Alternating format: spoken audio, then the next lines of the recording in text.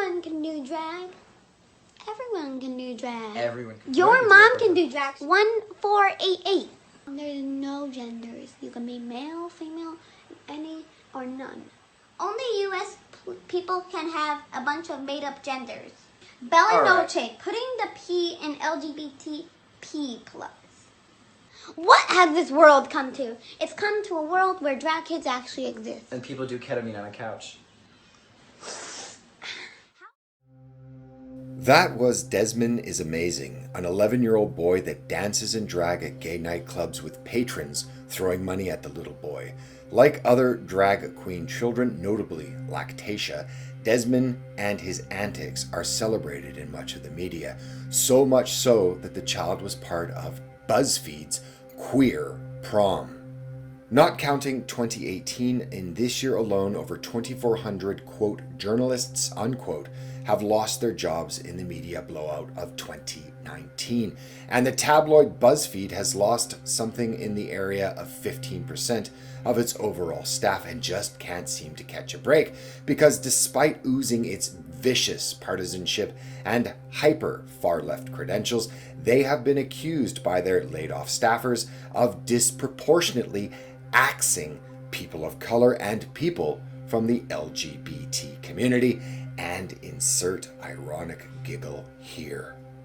Now, regardless of the fact that BuzzFeed is basically to journalism what manure is to an equestrian event, the never-ending ideological flatulence belched out by this outlet never ceases to amaze. While on the one hand, BuzzFeed celebrates a little boy being sexualized, the recent example of its staff writer Joe Bernstein, on the other hand, and his relentless attack on another child, this time being a 14-year-old girl who makes edgy political YouTube videos laced with curse words, well, now she is the latest reason for journalists to demand limits to freedom of speech, and it also shows just how far the media and the left itself have separated themselves from reality. And this break from reality is no longer anecdotal, and we will take a look at why the crumbling narrative of the far left and activist media like BuzzFeed is circling the drain of popular consumption and, most importantly, of influence.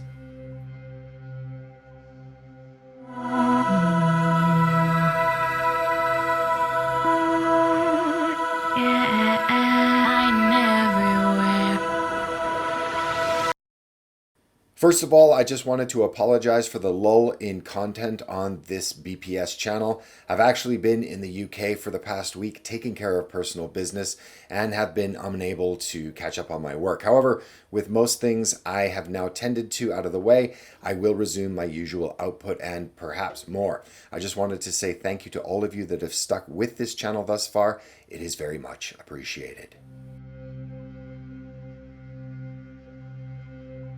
BuzzFeed journalist Joe Bernstein is appalled that someone would say something edgy on the internet. Like most that traffic in the ideology vomited at outlets like his, shutting down speech of others is now the laser focus of, quote, journalists, unquote, like him. His rage and focus of contempt is currently a 14-year-old girl, and it's not like he himself has a history of vile comments, as do his colleagues at BuzzFeed. But like most ideologues, he demands that others do as he says, not as he does. How did we get to a place where journalists are now the biggest proponents of censorship, where journalists now demand those that they ideologically disagree with be silenced, where journalists are nothing of the sort and for all intents and purposes are now activists, and activists for an extreme ideology that careens further and further and further to the far left. In another time, I would have described myself as center-left. However, what passes for the left now labels anyone to the right of Nancy Pelosi as a mustache-twirling villain that wants to eat babies.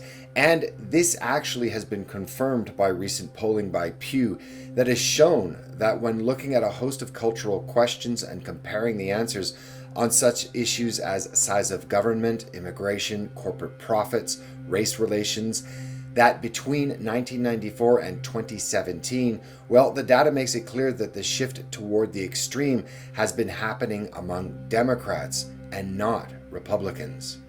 In that, when answering questions on political values of people that self-identify with the two parties, the results were clear that while Republicans have moved a smidgen to the right, the Democratic Party has jolted far, far, far to the left. For example, on the question of whether racial discrimination is the main reason why black people can't get ahead these days, in 1994, just 39% of Democrats and 26% of Republicans felt this way, and that was 14 years before the US elected a black president. Now, after 8 years of Obama in the White House, 64% of Democrats say that racism is the main reason blacks can't get ahead, while 14% of Republicans say the same. A link to the study can be found in the description, but it begins to cast light on not only the resurrection of the political villains of World War II in the early 21st century as the main enemies of the left, with their prolific use of the term fascist for all that disagree with them, but how groups like Antifa are now the unwitting pawns of international finance, and how the left in general are now the defenders of global capitalism and multinational control over the terms of political discourse.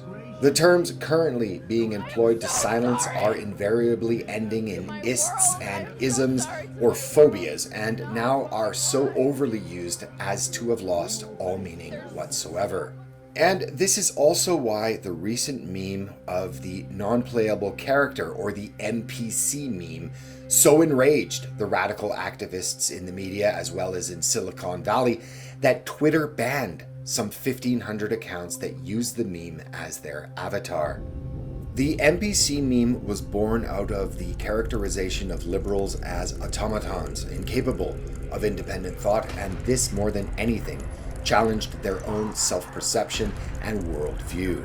For far-left activists, it doesn't matter that with a kind of ecclesiastical rigidity that the political dogma held by the dominant political class, financial cartels, multinational corporations, media interests, academia, Silicon Valley monopolies, and that of Hollywood are all aligned with laser-like focus and held in check through a preference falsification, peer pressure, and threats of social ostracism for those that deviate even minutely. And for your average NPC, they are horrified by even the idea that their political values that they hold sacrosanct were not arrived at independently. The fact that the goals of Antifa, media outlets like BuzzFeed, and multinational banking cartels are all in alignment, and the realization of this fact that they are the NPC meme made real, is horrifying for those that believe that they are the moral arbiters of our society, and this usually means, quote, journalists, unquote. The ever-growing cacophony of journalists calling for bans, calling for censorship, and calling for deplatforming. Journalists demanding financial and web services silence dissenting voices, and never, ever, ever actually engaging ideas that they disagree with. And you can see this across the internet. Those that have deigned themselves the enlightened class, the class that should lead, the class that has the right to set the agenda, are now slowly losing control over the social narrative, and they know it. Why do you think that most large media platforms, CNN and the BBC for example, as well as the rest of the usual suspects, have banned commenting on their websites? Now, the basic claim by these media outlets is that anonymity causes incivility and that people need to be protected from offensive speech. What's more likely is that people are getting opinions in the comment sections that radically differ from that is being espoused in mainstream platforms, as well as blatantly activists' platforms.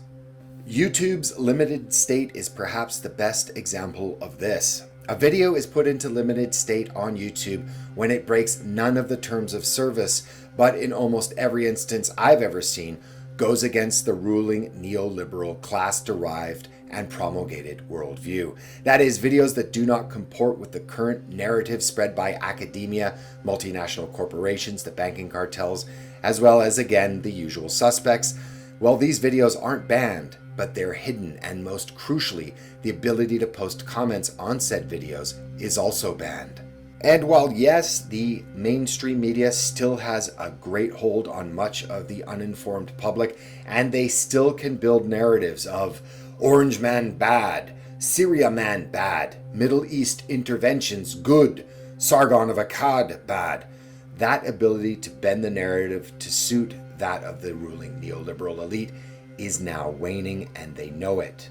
And thus, the unholy alliance of the witless members of Antifa and outlets like BuzzFeed with the interests of global financial cartels and multinationals has created the never-ending need to ban, deplatform, and silence any dissenting voices. And this is also why centrism is no longer possible, as the center no longer even exists.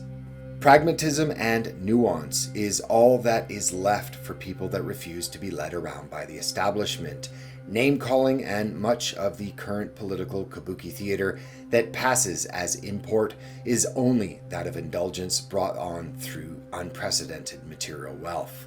As the middle class continues to dissolve, the shrieking of those like Joe Bernstein and his ilk will become ever more remote to the average person. And I guess that will have to be the silver lining in this cultural milieu we currently find ourselves in. Thanks for watching. If you liked this video, please consider subscribing. Also follow Black Pigeon on the usual social media. Thanks, and I'll see you next time.